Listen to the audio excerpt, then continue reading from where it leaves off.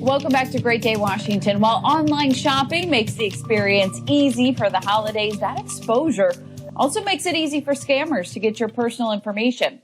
There are some simple tips that you can and should use to protect yourself when shopping virtually. Let's take a look. Dave, it is so great to meet you. Welcome to Great Day Washington. Well, thank you. I'm glad to be here. And we are glad you are here to help us avoid getting scammed this holiday season. What scams are out there that are being used to take our money?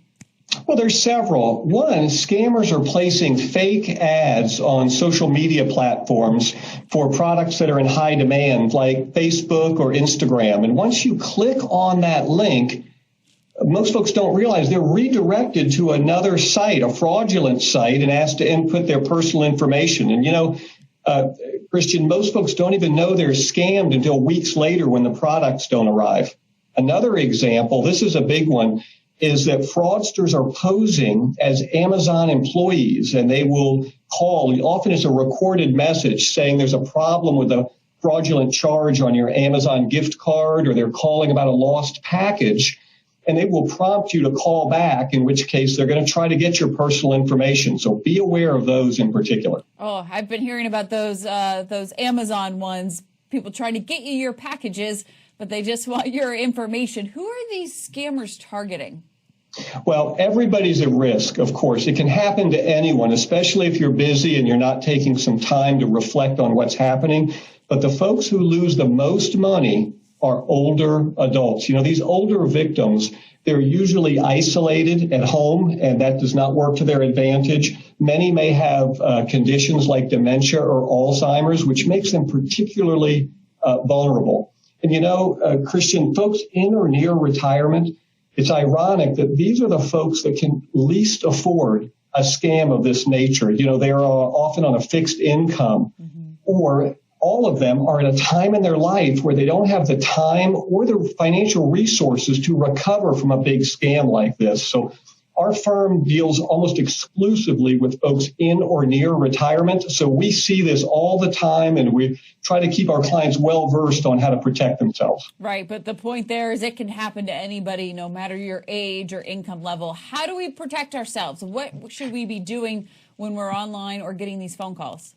Well, sure. There's three things that we tell our clients, and I would say for the listeners to make a note for. The first one is that you want to do your research. And by doing the research, I mean go online before you place an order at a new site and look for reviews on that site. Take advantage of other shoppers who have used the site before. There's a quick way that you can do that by doing a Google search or any search engine. Also, really take a double look at the site. What you're looking for are discrepancies, either misspelled words or fake business names, anything that would tip you off that this isn't on the up and up. If an offer sounds too good to be true, we've heard it time and time again, and there's a reason we keep hearing it, is it probably is.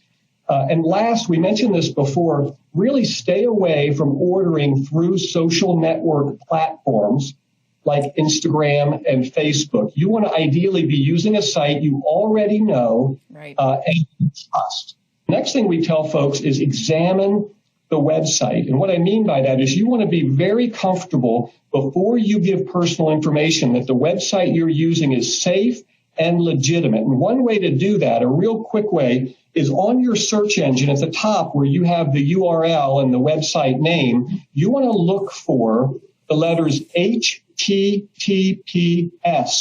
Christian, and that S means safe and secure for ordering. If you just see HTTP, stay away. That is not a safe site. You do not want to be giving your personal or your payment information. So those are the first two. The third thing we tell folks is to make a list. And what I mean by making a list is you want to actually document any of your online orders, especially of this time of year. And you want to document the store you ordered from, the amount of the charge, and the date of the charge. And we tell our clients that you want to be going to your bank statements and your credit card statements weekly, if not daily, and looking for any charges and reconciling them against this documented list. And if something shows up on your bank statement or your credit card statement this week, and it's not on your documented list, call your bank or your credit card company immediately. Also, there's credit monitoring services that you can use. There's several of them, and they will notify you immediately if you or any fraudulent person tries to open an account or a line of credit in your name. So these are things you want to be aware of and can really help you to not be the one taken.